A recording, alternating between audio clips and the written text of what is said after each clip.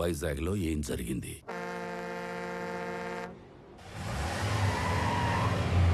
హైదరాబాద్ నుంచి సర్వే చేసేలాగా సర్వేలెన్స్ పెట్టించాను. ఆల్రెడీ లైన్స్ తీసుకున్నాం సార్. కనెక్ట్ చేయడం ఒకటే బ్యాలెన్స్.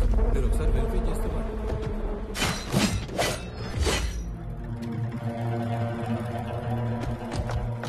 ఎవరు మీరు? నీ 200 ఎకరాల్లోకి వస్తేనే ఎవరు నువ్వు, ఎవరు రానిచ్చారు అని అడుగుతున్నాడు. 682 చదరపు కిలోమీటర్లున్న నా వైజాగ్ కాన్స్టిట్యున్సీలోకి వచ్చి 1000 మందికి ఉద్యోగాలు, 100 కోట్ల ప్రాజెక్టు కడుతుంటే ఏరియా ఎక్స్ఎమ్మెల్యేని నేను అడగొద్దా ఎవరు నువ్వు, ఎవరు రానిచ్చారు అని? ప్లీజ్ సార్, గొడవ చేయకండి, కూర్చొని మాట్లాడుకుందాం. నేను మాట్లాడడానికి వచ్చాను కాబట్టి నా మనుషులు ఇంకా వెనకే ఉన్నారు, మీరింకా బతికే ఉన్నారు. అది కాదు సార్, నేను చెప్పింది కూడా చెప్పారండి. నేను చెప్తున్నాను, నువ్వు వినో. ఈ కంపెనీ ఇక్కడున్నంత కాలం బిజినెస్ లో 10% నాకివ్వాలి. సార్, ఇది కొన్ని వేల మంది కష్టం. దీన్ని ఎవరికి ఊరికే ఇచ్చి వాళ్ళ కష్టాన్ని అవమానించలేను. I'm sorry sir. 50 మందా? వీడు అసలే ఎవరి మీద చేయి కూడా ఎత్తడు. ఎలా బయటపడ్డాడు అసలు? మా నాన్న ఒకటే చెప్పారు, ఇద్దరి మధ్య గొడవ వస్తే ముందుకెళ్ళి కొట్టేవాడు కామన్ మ్యాన్ అవుతాడు, టేబుల్కి అటు ఇటు కూర్చొని ప్రాబ్లమ్ సాల్వ్ చేసుకునేవాడే బిజినెస్ మ్యాన్ అవుతాడు. నా కంపెనీలో 10% లాభాలు అడుక్కోవడానికి వచ్చిన వాడి కోసం ఆ కంపెనీ ఓనర్ని చంపడానికి వచ్చే అంత తెలివి తక్కువ వాళ్ళు కాబట్టే వాడి మిమ్మల్ని పనిలో పెట్టుకున్నాడు. ఏ మాత్రం తెలివి ఉన్నవాడైనా 100 రూపాయలు సంపాదించే వాడి వైపు ఉంటారా, అందులో 10 రూపాయలు అడుక్కోవడానికి వచ్చిన వాడి వైపు ఉంటారా? అండ్ ఆఫ్ కోర్స్ మిమ్మల్ని పోషిస్తాడు కాబట్టి. అది ఎప్పటి వరకు? మీకు రేపు 40-50 ఏళ్ళు వచ్చి ఒంట్లో బలం తగ్గాక అప్పుడు కూడా పోషిస్తాడా? మీకు ఇదంతా మానేసి ఏదో పని చేసుకోవాలని ఉంటుంది, కానీ మీ బ్యాక్గ్రౌండ్ చూసి ఎప్పుడూ పని ఇవ్వడం. నేనిస్తా. మీరు గౌరవంగా బతుకుతాను అంటే నా కంపెనీలో మీ అందరికీ ఉద్యోగాలు నేనిస్తాను. రోజు 8 గంటలే పని. వాడిలా ఎప్పుడు పడితే అప్పుడు పిలవను. ఇలాంటి వాటికి అస్సలు పిలవను. 60 ఏళ్ల దాకా పని, దాటాక పెన్షన్. చచ్చేదాకా ఎవ్వడి మీద డిపెండ్ అవ్వక్కర్లేదు. నా కంపెనీకి డెలివరీ బాయ్స్ కావాలి. ఈ ఏరియాలో అణువు తెలిసిన మీకంటే క్వాలిఫైడ్ ఇంకెవరుంటారు? ఆలోచించుకోండి. నాతో కలిసి పని చేయాలనుకుంటే మీలో ఉన్న రౌడీని చంపి నాతో రండి. కాదు, వాడి కిందే పని చేద్దాం అనుకుంటే నన్ను చంపి లోపలికి వెళ్ళండి. వాడేంటో కథలు చెప్తుంటే వింటారేంట్రా? ఏసేయండ్రా.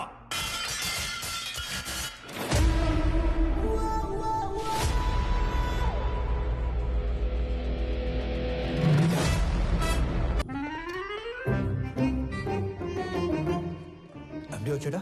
పొద్దునే వచ్చేసాడు సార్. మొన్న ఏదో లోన్ అప్లై చేస్తా అన్నారు, అప్లై చేశారా? ముందే తీసుకుంటే ఖర్చు అయిపోతే తీసుకోలేదు. లోన్కి అప్లై చేశాను, 15 రోజుల్లో శాంక్షన్ అయిపోతుంది. తర్వాత 1 రోజుల్లో పెళ్లి, అన్ని సెట్ అయిపోతాయి. సూపర్ సార్ మీరు. స్వామి ఎండి గారు పిలుస్తున్నారు.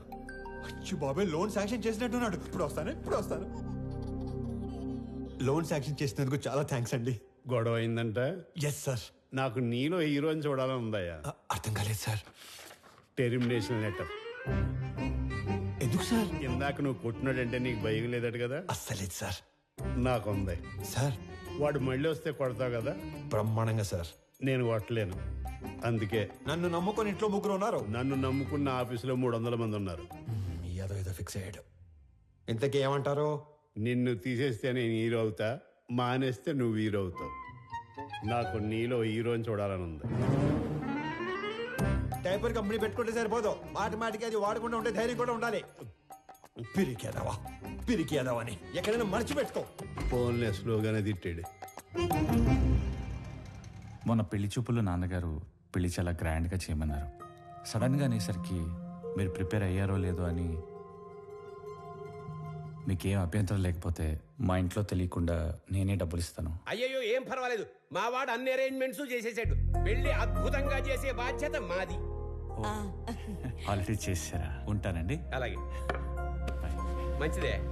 అలాగే బాబు. పిలుస్తాను బాబు. పెళ్లి ఎరగదీస్తామని చెప్పాను. ఆఫీస్కి వస్తే వాళ్ళు కూడా ఇరగదీస్తాం అన్నారు. ఎందుకు? ఉద్యోగం దొబ్బింది. మరి ఇప్పుడు ఏం చేద్దాం? ఏం చేస్తాం, ఏం చేయలేం. మా మేనేజర్తో మాట్లాడాను. ప్రస్తుతానికి జాబ్ ఏమీ లేదు. ఒకవేళ జాబ్ ఉన్నా కూడా 6 నెలలు పే స్లిప్ ఉంటే తప్ప సోదా నేను ఆపి సొల్యూషన్ ఏదైనా ఉంటే చెప్పు. ఓ నెల తిరిగేసరికల్లా జాబ్ తెచ్చుకుని ఆ శాలరీ అమౌంట్ ఏదో నీ అకౌంట్లో పడితే తప్ప నీకు లోన్ శాంక్షన్ చేయను అంటున్నాడు. మనలో అనమాట. ఈ ఉద్యోగం లేనోడికి 10 లక్షలు లోన్ అంటే కష్టమే కదనే. నెల రోజుల్లో ఉద్యోగం అంటే సార్ మీ తర్వాత ఆనంద్ బాబు సీఈఓ అయితే బాగుంటుంది సార్. సంజయ్, ఆనంద్కి అసలు సీఈఓ అవ్వాలని లేదు. నువ్వు కొత్తగా అలాంటివి పెట్టకమ్మా. అయినా అన్నయ్య మా అబ్బాయిని సీఈఓ చేయాలని అమెరికా పంపించి ఎంబీఏ చదివిస్తున్నాడు. ఏమన్నయ్య? అంటే ఆనంద్ బాబు ఖచ్చితంగా మన కంపెనీకి విక్రమే సీఏ అవుతాడు బాబాయ్. ఇంతకీ ఎప్పుడు వస్తాడు అమెరికా నుంచి? అన్నయ్య నువ్వు అనుమను పొద్దున కల్లా ఇక్కడ ఉంటాడు. అమ్మాయి ఎలా ఉంది? చాలా బాగుందానా? She's beautiful. వాళ్ళ నాన్నతో మాట్లాడినా ఏమంటావు? నానా అది కాదురా, నాకున్నదే 2 నెలలు. నీ పెళ్లి చూడకుండానే వెళ్ళిపోమంటావా? అది కాదు నానా, నెల రోజులు మీ బర్త్డే వస్తుంది. ఆ రోజు కల్లా వైజాగ్ ఫ్యాక్టరీలో 1000 మందికి ఉద్యోగాలు ఇవ్వాలి. ఆ 1000 మంది ఫ్యామిలీస్ లో హ్యాపీనెస్సే మీకు ఇచ్చే బర్త్డే గిఫ్ట్. అదేగా మాట్లాడుకుందాం. సరే, నీ ఇష్టం. వేసుకోండి.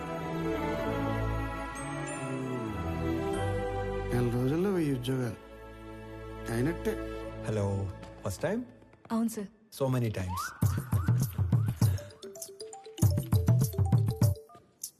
ఫోన్ చేసి మాట్లాడదేంటి? హలో అన్నయ్య, బావ మీట్ అవుదామంటే కాఫీ షాప్కి వచ్చాను. నువ్వు పెళ్లికి ముందే మీటింగ్లు పెట్టుకుంటే. Sorry brother, sorry. హలో అన్నయ్య, నువ్వు పెళ్లికి ముందే మీటింగ్లు పెట్టుకుంటే పెళ్లి టైంకి మేము సెటిల్మెంట్లు పెట్టుకోవాల్సి వస్తుంది. అసలు ఒకసారి ఎందుకు వెళ్ళావు? నా ఫ్రెండ్తో కలిసి వచ్చాను అన్నయ్య. అయినా నువ్వు కూడా వస్తావేమోనని కాల్ చేశాను. నేను ఒక ఇంటర్వ్యూకి వచ్చాను, అయ్యాక వస్తాను. ఫోన్ పెట్టి.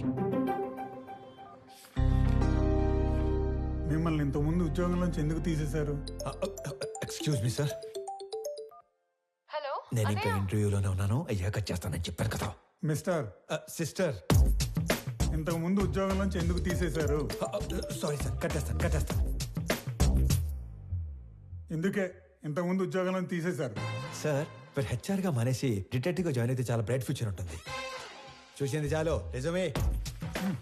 ఈ వీడి తొక్కలు వచ్చాడు.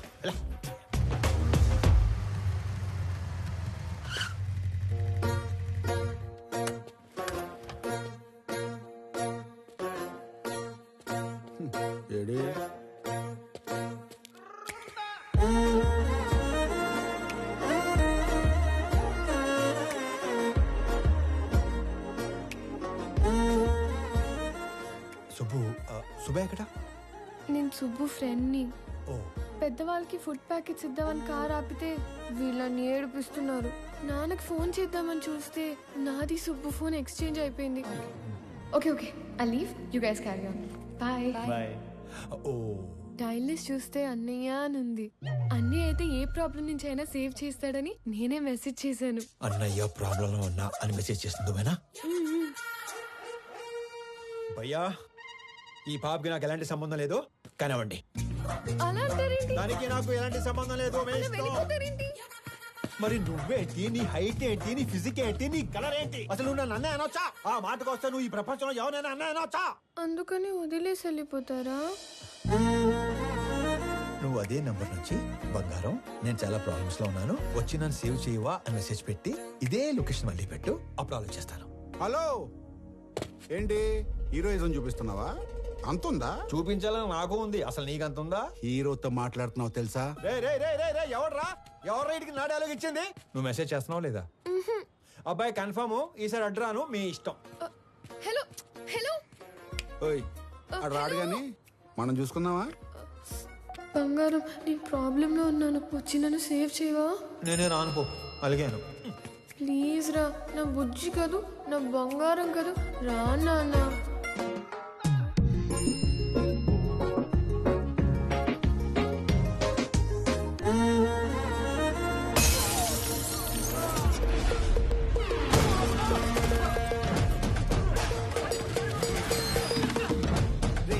ఎవడా నువ్వు? ఏం చేస్తుంటావు? ఎక్కడి నుంచి వచ్చావు? అరే నేనే ఒక ఇంటర్వ్యూ నుంచి వస్తున్నాను, మధ్యలో నీ ఇంటర్వ్యూ ఏంట్రా? రేయ్, నిన్నెవడో తెలుసా? నా వెనకాల ఎంతమంది ఉన్నారో తెలుసా? ఒక్కళ్ళేడు, మొత్తం జంపు. అయినా సరే, నన్ను కొడితే ఎవడొస్తాడో తెలుసా? అంబులెన్స్ చేసుకుని డ్రైవర్ వస్తాడు. ఏంటి మజాకుందా? ఇది ఎక్కడితో ఆగదు. నన్ను టచ్ చేస్తే బేగంపేట భాష వస్తాడు. భాష వచ్చాడు భాషను కొట్టేస్తే ఏంటి భాషను కొట్టేస్తావా ఏంటి భాష అంటే భాష పెద్ద రౌడీ. అడిగేది చెప్పరా, భాషను కొడితే ఎవడొస్తాడు? భాషను కొడితే షేక్పేట్ షరీఫ్ వస్తాడు.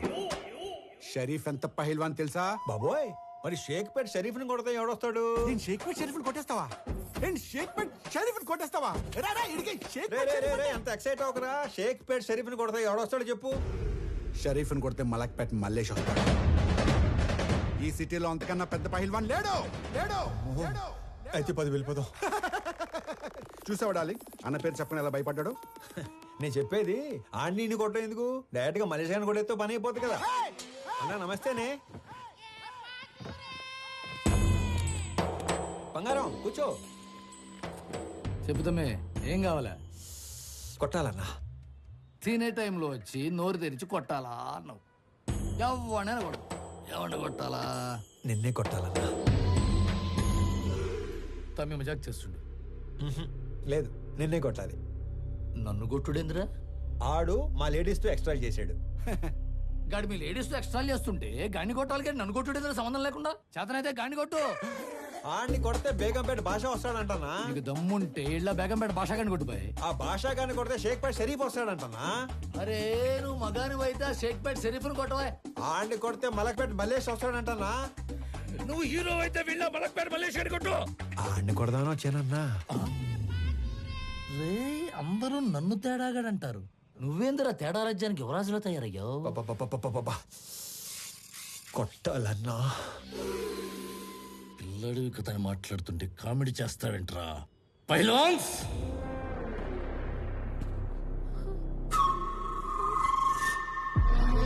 వీళ్ళు నా పోతులు. దమ్ముంటే ఏళ్లను కొట్టు. అమ్మో, నేను కొట్టనన్నా. ఏ భయమా? వాళ్ళు కొట్టాక కూడా నిన్నే కొట్టాలి. నేను నిన్నే కొడతాను మళ్ళు.